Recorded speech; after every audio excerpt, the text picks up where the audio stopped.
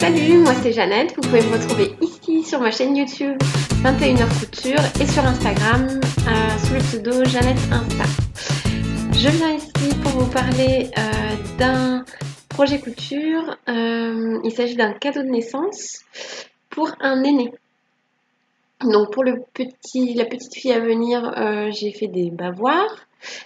Et pour l'aîné, je voulais marquer un peu le coup puisque elle a l'habitude d'être le centre d'attention depuis maintenant 4 ans et tout d'un coup, il va y avoir sa petite sœur qui va débarquer et qui va avoir la lumière sur elle pendant quelques mois, j'imagine. Donc voilà, c'était pour qu'elle ait aussi son petit cadeau. Je souhaitais que ce cadeau soit en lien avec la naissance de sa petite sœur et je me suis un peu creusé la tête pour trouver. Je cherchais sur internet, enfin j'ai pas trouvé d'idée qui me tapait dans l'œil quoi. En fait quand je m'occupe d'Eva et qu'elle est là, elle m'aide beaucoup, elle aime bien préparer les cotons, déplier la couche, me donner la couche et tout ça. Donc je me suis dit, bah, pourquoi pas faire une mallette avec le nécessaire pour assister sa maman pour le change. Donc voilà, c'est ce que j'ai fait. Et ma belle-sœur m'a dit bah, qu'elle aimait beaucoup aussi le faire avec ses poupons. Ce qui fait que, bah, voilà, au moins, c'est sûr que si c'est pas pour le bébé, au moins ce sera pour les poupées. Donc là voilà, ça se présente comme un tote bag. Comme ça, sauf que c'est pas du tout fermé. Et quand on déplie, clac, il y a 3 poches. Non, ça va pas le faire comme ça du tout. Donc, deux petites, et une grande. Voilà. Donc, la grande, l'idée c'est de mettre bah, les grosses pièces, un bavoir, une couche, voilà, des choses comme ça. Et ici, glisser bah, hop, des cotons, des petites lingettes pour essuyer la bouche ou voilà. Ça peut être une mini bouteille de liniment, ça c'est super pratique. Voilà, des petites choses de cet ordre-là. Pour les tissus, j'ai utilisé une toile mondiale tissu avec des petits pandas dessus que j'avais déjà utilisé pour elle, pour un sac à pyjama. C'était pas une grande réussite ce sac. Euh, ouais. Donc voilà, j'avais des tubes et j'espérais pouvoir les exploiter rapidement avant que la, la lubie panda ne passe. Donc voilà, je me suis dit, bon bah super, je vais réutiliser ici en espérant qu'elle l'aime bien, mais bon, il y a des chances que c'est trop mignon. Ensuite, pour le tissu de la doublure, j'ai pris un coton Amy Butler que j'avais acheté il y a des années. Je l'avais acheté, bon, c'était la mode de ces tissus, de cette designer de tissus, voilà, c'était la mode. Et donc j'aimais beaucoup ça. Je les ai achetés pour pas grand-chose sur un site américain parce que c'était démesurément cher sur les sites français. Je me suis dit, bon, j'attendrai, mais au moins j'aurai moins cher. Et quand c'est arrivé, j'ai eu des frais de douane. Mais des frais de douane, je m'y attendais pas. Déjà, je ne savais pas que ça existait. Je pensais qu'on payait, ça arrivait et ça s'arrêtait là, mais non, en fait, la marchandise rentre sur le territoire, mais comme il y a eu un échange commercial, bah, la douane, je sais pas, elle a travaillé pour que ça passe, j'en sais rien, et du coup, il faut la payer. Et j'ai dû en avoir pour 30 € de tissu et 50 € de frais de douane. Enfin, c'était il y a très longtemps, je ne me souviens pas. Mais dans ma tête, c'était ce rapport-là, quoi. C'était ridiculement cher par rapport à mon achat. En tout cas, il m'en reste encore de celui-ci, puis j'en ai deux autres encore, je crois. Des petites chutes, voilà, pour les petits projets, c'est sympa. Et ensuite, les cotonnades, donc c'est Mondial Tissu les deux. Ça, c'est un coupon. Euh, Ils ont toute une série de petits coupons. Je ne sais pas s'ils vont encore le faire parce qu'ils les avaient bien soldés. Et ça, hop, c'est de la cotonnade au mètre Mondial Tissu. Ça, c'est le tissu, hop, des bavoirs que j'ai utilisé pour les bavoirs pour le petit bébé à venir. Et ça, c'est des lingettes que je lui ai fait. Bon, c'est 2 carrés, hein, sans c'est rien du tout. Enfin, rectangle d'ailleurs, parce que j'ai pris exactement la taille des cotons, des cotons pour bébé. Donc ça, c'est exactement les tissus de la deuxième série de bavoirs pour la petite fille. Ensuite, pour le matériel, c'est du tissu. Donc de la toile pour l'extérieur, un tissu de doublure, un ou deux ou trois tissus pour les poches.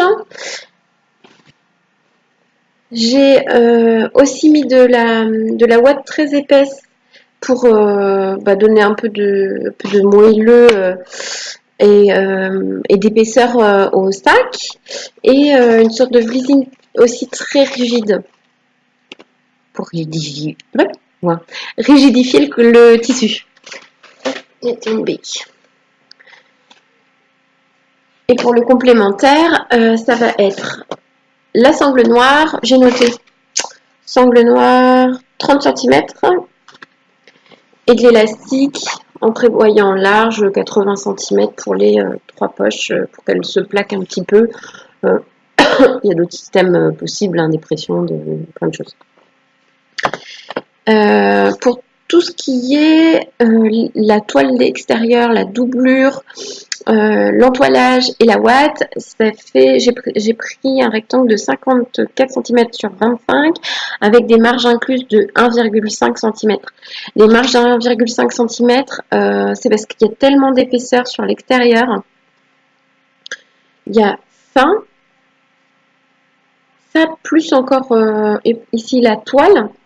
Donc c'est énorme comme hauteur. J'avais peur voilà, que ce soit pas bien comme il fallait, que la ouate soit coupée en biseau, qu'on prenne pas tout. Enfin, par sécurité, j'ai pris 1,5, c'est bien. Je l'avais fait dans un projet d'un livre qui s'appelle Quand Lisanne coupe. Vraiment, il est magnifique ce livre. Donc j'avais fait un sac hibou, j'espère vous en parler rapidement.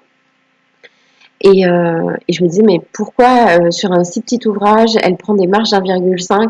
Et en fait, au montage, j'ai compris que vraiment c'était nécessaire parce que c'est pareil, on travaille sur des épaisseurs qui sont énormes. Et ça permet, voilà, quand on fixe tout autour, avant la couture, quand on fixe toutes les épaisseurs, d'être sûr d'avoir les trois. En prenant 1 centimètre par exemple, on est sûr voilà, d'avoir les trois, 4, 5 épaisseurs. Non, je crois qu'il y en avait max 3. Mais c'était énorme. Voilà pour matériel. Et non, mais du coup, je vous ai dit les mensurations, les mesures pour la toile extérieure, la doublure et blablabla. Pour la grande poche, j'ai pris donc le tissu bleu. J'ai pris un rectangle de 32 cm x 24. Donc ça, c'est monté un peu... Enfin, c'est un tube. J'ai plié en deux. J'ai cousu le bas, retourné. Et puis ensuite fixé ici. En fait, c'est un tube et je l'ai surpiqué ici, simplement. Donc, voilà. Donc pour faire ça, en fait, il y a 2 fois la longueur, quoi. Et pour les petites poches, j'ai pris 22 x 24 chaque fois. Donc pour les mesures, en fait, ce que j'ai fait, c'est que j'ai placé sur le tissu, déjà pour la taille totale du sac, j'avais placé en fait ce que j'imaginais mettre à l'intérieur du sac pour déterminer la taille finale. Et pour les poches, j'ai fait pareil. Donc j'ai posé, une fois que j'avais mon rectangle, j'ai posé dessus exactement ce que je cherchais à mettre dedans. Et comme ça, j'ai mesuré en étant un peu plus large, voilà, pour que ça rentre dans la poche. Pour faire mes 3 petites poches, voilà, je me suis rendu compte qu'il fallait 3 poches, ainsi de suite. Et qu'il fallait telle taille de poche. Donc voilà pourquoi. Je sais plus si je l'ai dit, l'élastique c'est 70 cm et 30 cm de sangle. Et ensuite, pour le montage, donc, première étape, c'est repasser les tissus. Ça, c'est impératif puisque ça va être très visible si ça n'a pas été fait, que le tissu était froissé. Parce que ce qui se passe, c'est que le tissu, on va dire qu'il est froissé, il fait des pics comme ça. Et si vous le cousez tel quel, il y a bien un moment dans la vie du projet où le fer à repasser va passer dessus. Et du coup, ça va le détendre. Mais la pièce, elle va bouger, donc ça va créer des décalages, ça va pas être esthétique, euh, enfin, super embêtant. Donc d'abord, repassage de tout, et ensuite, j'ai monté l'extérieur entièrement, séparément de l'intérieur entièrement, et ensuite j'ai assemblé les deux. Donc pour l'extérieur, j'ai posé ma vis-ligne, 12 secondes, je crois que j'ai mis 12 secondes, généralement c'est écrit hein, sur la bande, donc ça se présente en rouleau au mètre, et sur la lisière, ils écrivent le nombre de secondes où il faut presser. Alors bien évidemment, moi j'avais plus de lisière, mais c'est pas bien gênant, hein, on fait un test, et puis si c'est pas suffisant, bah, on refait un petit peu. Donc là, je crois que c'était 12 secondes et ensuite, donc toujours sans vapeur hein, pour pas faire fondre la colle. Et ensuite, on presse comme ça, donc pas de mouvement, c'est juste on presse. Ensuite, j'ai fixé la ouate. Donc simplement, ce que j'ai fait, donc mettons, ça c'est ma visine avec ma toile extérieure. J'ai posé, euh, j'ai posé la ouate dessus et j'ai surpiqué à 1 centimètre simplement pour fixer la ouate à l'extérieur. C'est pour que quand j'assemble à l'intérieur, ça ne bouge pas. Sinon, après, ça fait trop d'épaisseur. La ouate intérieure risquait de se défaire sans que je m'en aperçoive. Donc voilà, comme ça, l'extérieur est fixé, comme si c'était un seul pan. Et pour finir l'extérieur, j'avais envie de plus, je vais vous expliquer. Pour finir l'extérieur, donc mettons ça c'est bord brut et ça c'est pas cousu quoi. Donc hop, on pose la sangle comme ça. Donc moi j'ai pris on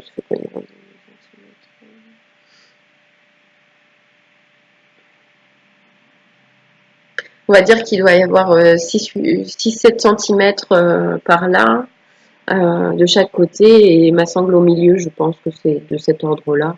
Après ça c'est pas non plus ultra grave quoi.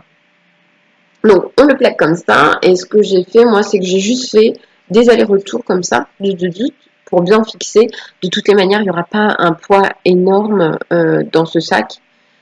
C'est pas possible. Donc, c'est pas, il n'y a pas besoin de renforcer outre mesure. Moi, j'ai juste fait tac, tac, tac, des allers-retours à 1 centimètre. Voilà. Donc, si il doit y avoir un appliqué ou je sais pas quoi, faut le faire avant de thermocoller ou après thermocollage, je sais pas si. En tout cas, ce qui est sûr, c'est que c'est avant d'assembler la doublure. Et mon idée initiale, en fait, c'était de mettre un nœud ici. J'avais choisi les tissus et tout.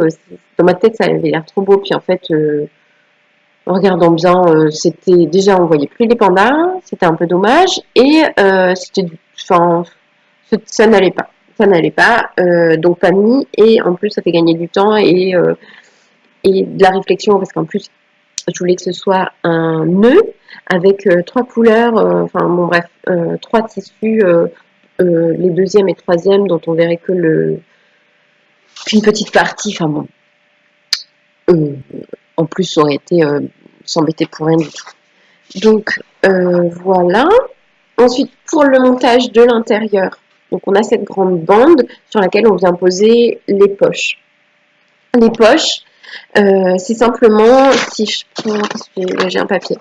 Donc ça c'est mon tissu donc rectangulaire pour ma poche. Hop, donc ça c'est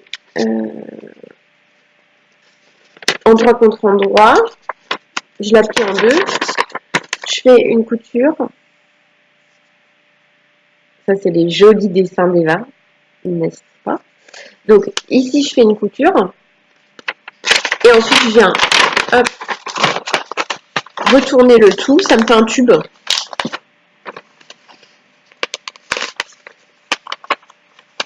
Donc c'est comme ça fait un tube. Et comme les bouts vont être pris dans les coutures, ces côtés-là, je les finis pas en fait. C'est accru ici, voilà. Et il y a quand même une couture visible. Enfin là, forcément, vous voyez pas. Je peux pas trop vous montrer. En plus, c'est génial, hein, il y a de la lumière, mais du coup, j'ai l'impression qu'on voit pas grand-chose. Voilà, ouais, voilà, le raccord il n'est pas fait, donc on voit bien. Donc il y a cette couture là. Tac.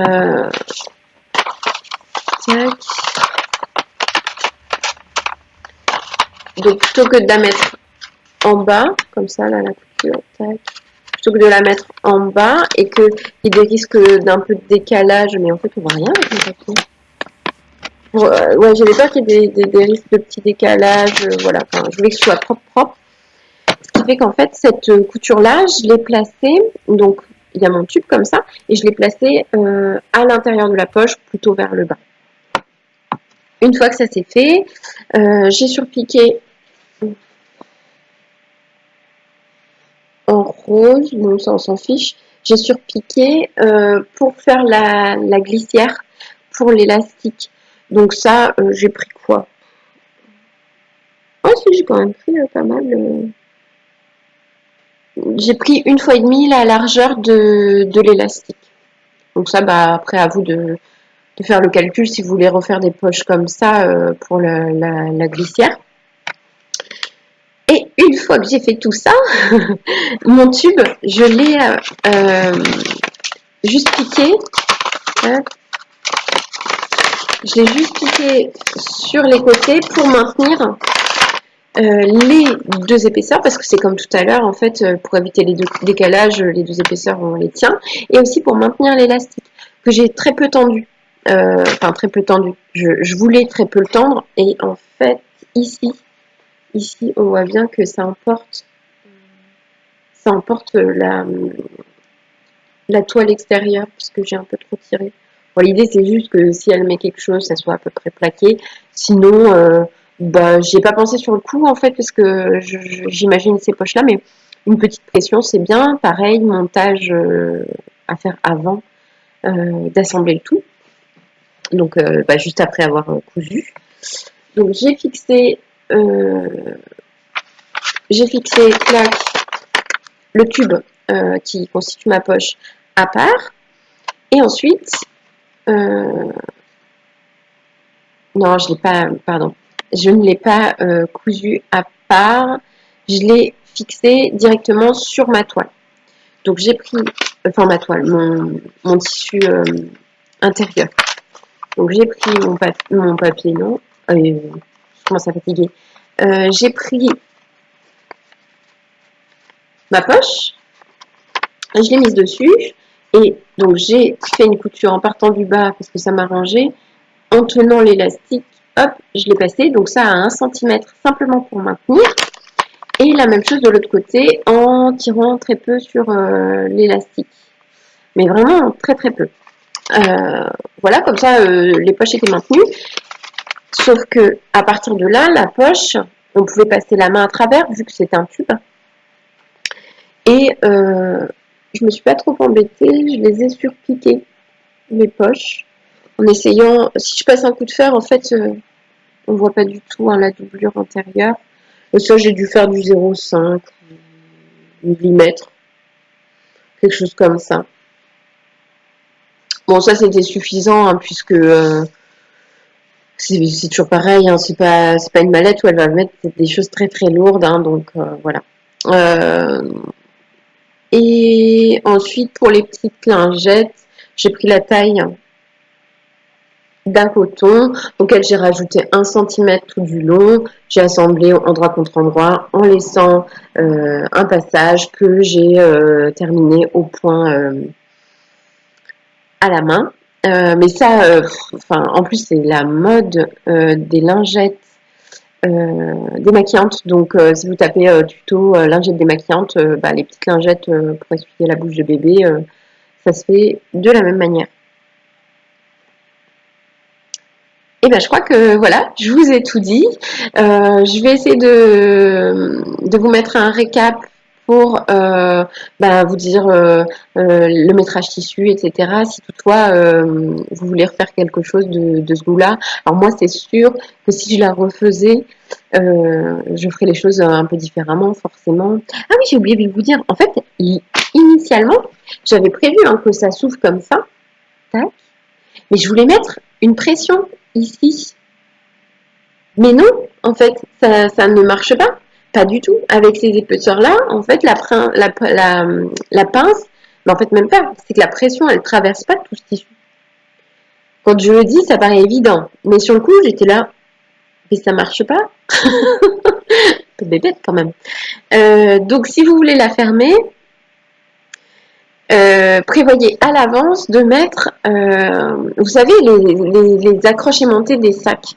Donc ça, pour le fixer, en fait, parce que c'est fort l'élément et ça, ce n'est que du coton, un petit coton.